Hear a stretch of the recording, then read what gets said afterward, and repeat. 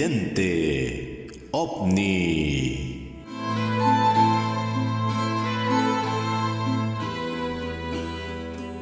La actualidad del fenómeno OVNI, novedades en la investigación nacional, comentarios y debate en este espacio semanal de libre expresión. Hoy hablaremos de sorprendentes acontecimientos relatados en alguno de los cantos del poema épico La Araucana, poema escrito por el español Alonso de Ercilla, quien relata la primera fase de la conquista de Chile, particularmente la Guerra de Arauco entre españoles y mapuches, o araucanos como son denominados en el poema. Luego realizaremos una semblanza de quien fue uno de los mayores investigadores del fenómeno OVNI en Chile, don Jorge Amfrus. Dejamos entonces que Luis Leighton comience con la historia.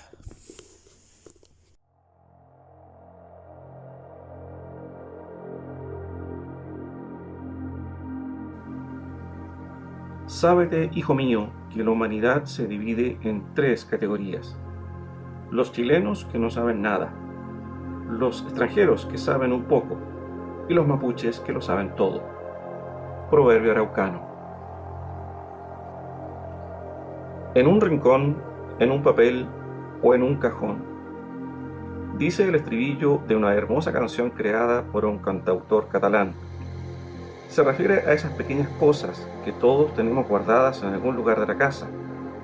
Nuestra historia de Chile tiene esas pequeñas cosas, que hoy, bajo la perspectiva de los antecedentes modernos, están directamente relacionados con avistamientos de objetos no identificados. Como hace 4 siglos casi no existía un verdadero vocablo que las encerrara, la magia de nuestro idioma, tan abundante en términos, las describió como apariciones celestiales, globos, pájaros y nubes. Todos estos precedentes encierran otra realidad. No olvidemos que nuestros antepasados recurrían mucho a la fantasía literaria, para así enfatizar algunos fenómenos no clasificados. Alonso de Ercilla y Zúñiga nos entrega en su afamado libro La Araucana interesantes relatos que, analizados hoy en día, nos perfilan la presencia de ingenios volantes desconocidos. Revisemos, por ejemplo, su canto número 9. Un miedo igual a todos atormenta. No hay corazón, no hay ánimo así entero que en tanta confusión, furia y tormenta no temblase, aunque más fuese de acero. En esto Epunamun se les presenta en forma de un dragón horrible y fiero, con enroscada cola envuelta en fuego, y ronca y torpe voz les habló luego. Epunamun, dios de la guerra. Más adelante agrega: la tempestad cesó, y el raso cielo vistió el húmedo campo de alegría, cuando con claro y presuroso vuelo en una nube una mujer venía, cubierta de un hermoso y limpio velo. Con tanto resplandor que el mediodía la claridad del sol delante de ella es la que cerca de él tiene una estrella. Esto sucede el 23 de abril de 1554. Rosca es una rueda, dragones con forma de rueda envuelta en fuego, nubes con claridad del sol. ¿Qué cosa realmente vio Ercilla? Dejemos entonces a Diego Rosales que nos entregue otros exquisitos detalles de una similar aparición registrada en 1549, según consta en su obra Historia General del Reino de Chile. Y con este cuidado por haber visto todos los españoles bajar una gran luz sobre los enemigos a manera de rayo, preguntaron después a los presos ¿qué luz había sido aquella que había sido la causa de que hubiesen huido sus tropas tan al principio de la batalla, no haciéndoles entonces muerto a muchos, ni peleado con las tropas de los lados y más distantes? Debemos entender que ni los españoles estaban convencidos de tal prodigio. Este historiador, en su propia tinta, ensayó la idea de una señora celestial, que no es otra que la soberana reina del cielo. Esta señora tenía como cualidad cegar a los adversarios de los españoles, lanzándoles puñados de polvo en los ojos, impidiéndoles avanzar y haciéndoles perder sus fuerzas. Rosales pone de lado a la Virgen de los Conquistadores para justificar la toma de posición de este reino. Él era muy católico. Hoy, en los años que corren, dudamos que las figuras celestiales participen en tan inhumanas gestas. Pero si este hermoso detalle histórico nos puede llamar a reflexión, es también muy válido citar otros que Ercilla nos señala a continuación. En su encuentro con Fitón, un viejo sabio araucano, este lo lleva a un lugar digno de otra dimensión. Dejemos al poeta español que con sus propios términos nos enseñe su extraña experiencia. Canto 26. En un lado secreto y escondido, donde no había resquicio ni abertura, con el potente báculo torcido, igual que Moisés, blandamente tocó en la peña dura, y luego con horrísono ruido se abrió una estrecha puerta, y boca escurpor tras él entré, erizado el pelo, pisando a tiento el peñascoso suelo. Una muralla corrediza, como la de Alí Baba. ¿Qué más, Ercilla? No produce natura tantas flores, cuando más rica primavera envía, ni tantas variedades de colores, como en aquel jardín vicioso había. Los frescos y suavísimos olores, las aves y su acorde melodía, dejaban la potencia y sentidos de un ajeno descuido poseídos. Una naturaleza diferente. Agrega más adelante: metíome por la mano en una clara bóveda de alabastro, que a la pieza del milagroso globo respondía, a donde ya otra vez estado había. Ercilla nos entrega dimensiones.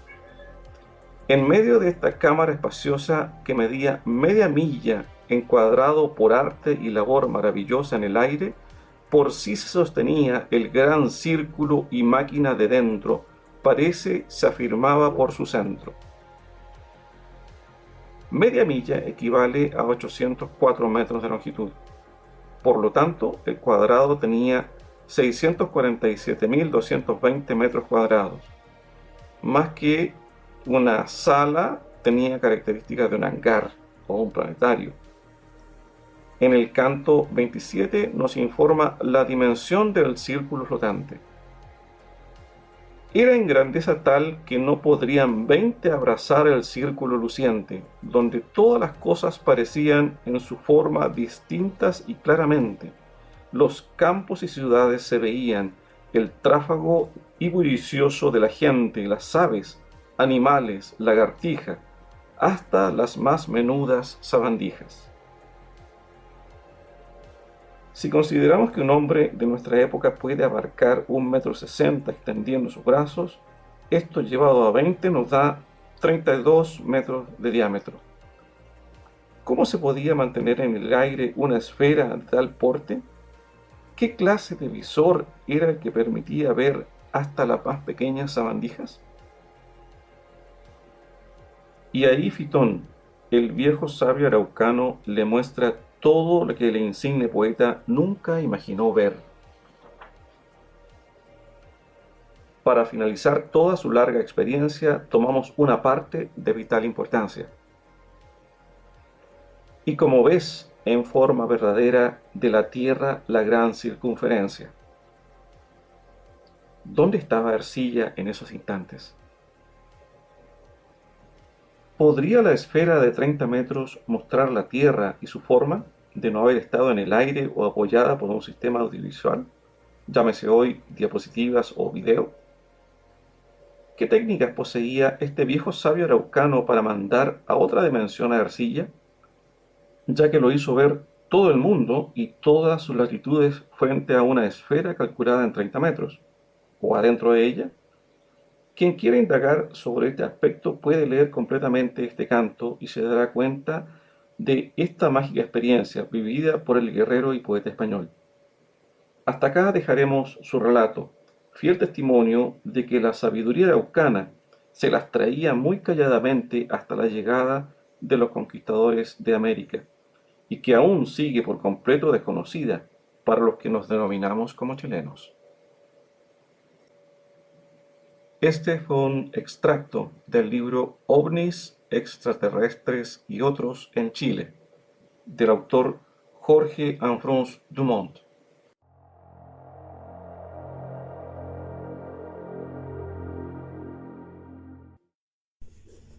El viernes 1 de julio del año 2011, a la edad de 67 años, falleció el ufólogo nacional Jorge Anfrance Dumont. La partida de uno de los mejores y más inteligentes investigadores del tema ovni de habla hispana. A casi 9 años de su partida, aún produce una profunda tristeza el saber que este gran referente de la temática ovni no sea testigo de los actuales momentos que se viven, donde todo indica que el mal llamado fenómeno ovni ya se encuentra en un proceso de desclasificación definitiva. Recordemos las palabras de sus amigos, los del Centro de Informes OVNI de Capilla del Monte, Córdoba, Argentina, luego de conocer su partida.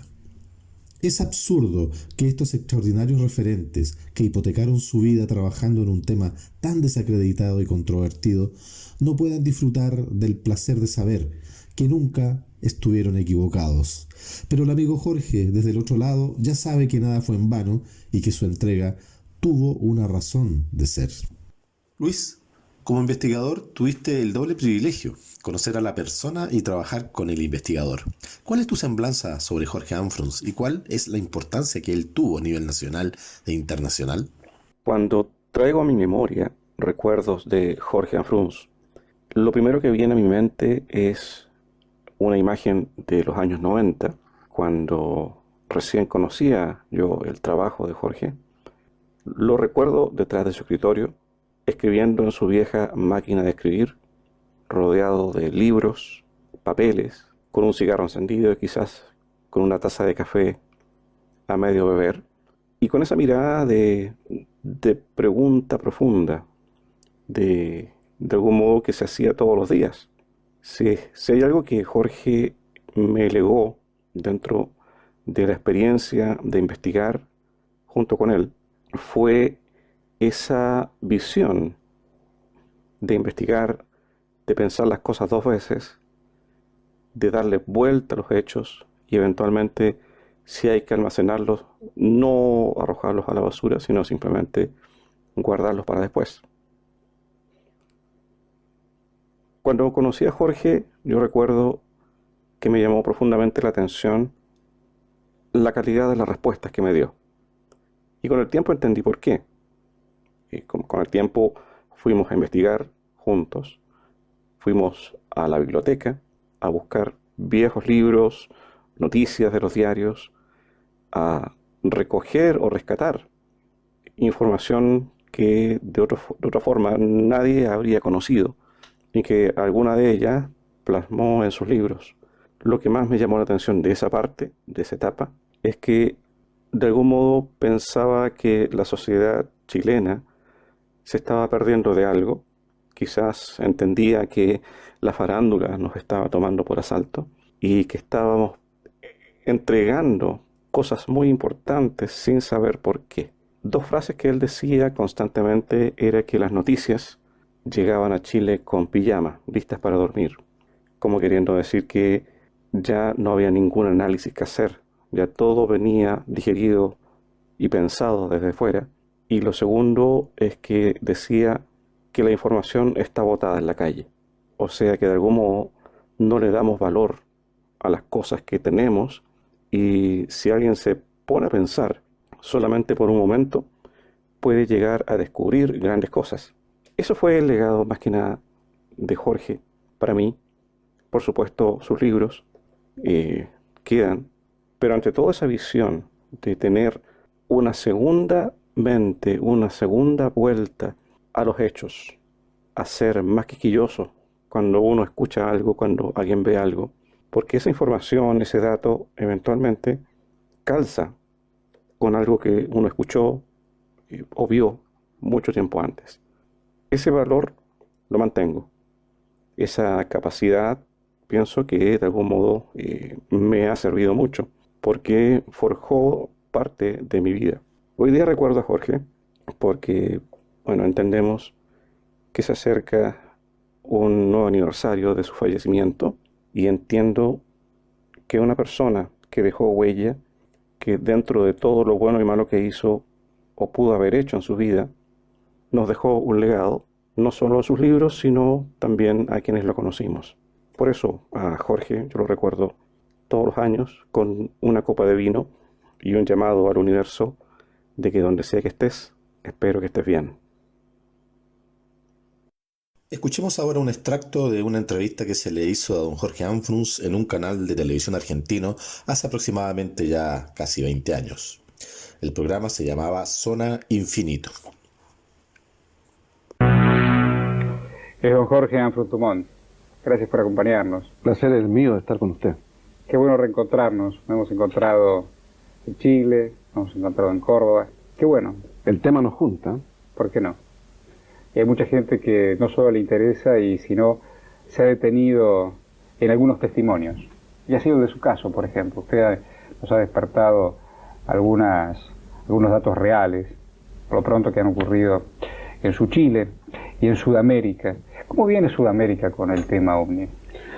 Sudamérica viene un poco pobre. Yo lo veo bajo una perspectiva de ampliar la visión sobre el fenómeno OVNI. Me doy cuenta de que Estados Unidos tiene un referente OVNI desde el año 47. Francia también lo tiene a partir de la Segunda Guerra Mundial.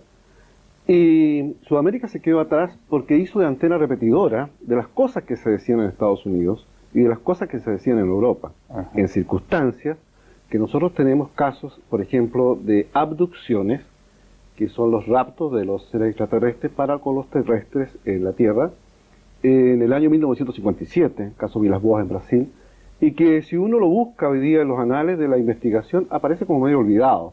Está encima el caso Betty Hill del año 61. Claro. Los primeros avistamientos ovnis que nosotros registramos en Sudamérica, curiosamente en Chile yo encuentro avistamientos ovnis el año 46. El 47 se manifiestan en Estados Unidos. Y deben haber algunos casos muy escondidos en Argentina, puede ser en Colombia, Brasil, que los historiadores de la ovniología, por seguir la repetición del discurso americano, olvidaron. Se le sigue recordando, don Jorge, la única muerte es el olvido. Bueno, con sus palabras nos retiramos por esta semana, sin antes dar el agradecimiento que corresponde a Félix Faría Correa, quien nos diseñó el logotipo del podcast. Sus datos para quien desee sus servicios profesionales están en nuestra página de Facebook. Hasta la próxima semana.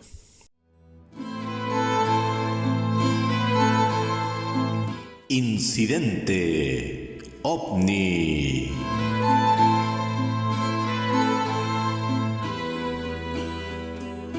La actualidad del fenómeno OVNI, novedades en la investigación nacional, comentarios y debate en este espacio semanal de libre expresión.